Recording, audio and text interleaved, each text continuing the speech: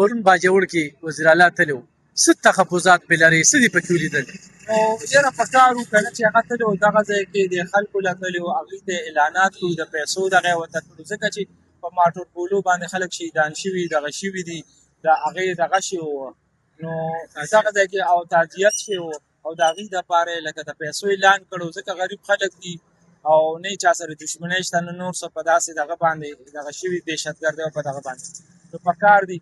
نو لکه دغې وخت کې د دې جلسې څه ضرورت نه وه، لکه د دغې جلسې اړو څه فایده نشته، فایده به هله وه چې دوی ورغلي او د هغې دپاره د پیسو اعلانات کړي دغه کړي. نو د دې جلسو ځکه چې ملک په داسې حالت کې نن سبا چې موږ ټول یو موټی یو، ځکه چې اخوا انډیا افغانستان نور ملکونه زموږ په ملک کې ګوتې وهي، نو پکار دي چې موږ خپلو کې یو موټی یو او د دې کوم چې علامي دا کوم جنګ دی او کوم مسایل دي د دې خلاف موږ یو ښه فیصله وکړو او یو ښه دغه وکړو. کارکونانو روي ته څنګه ګوري او دغه خپل مشران چې ولې رانغلل؟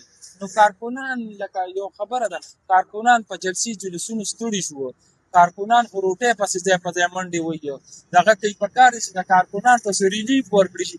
دریو صوبو چې دی نو هغې چې کوم بي آر ټي ده د هغې چې کوم دغه دی کوم ټرانسپورټیشن دی هغې فری کړه.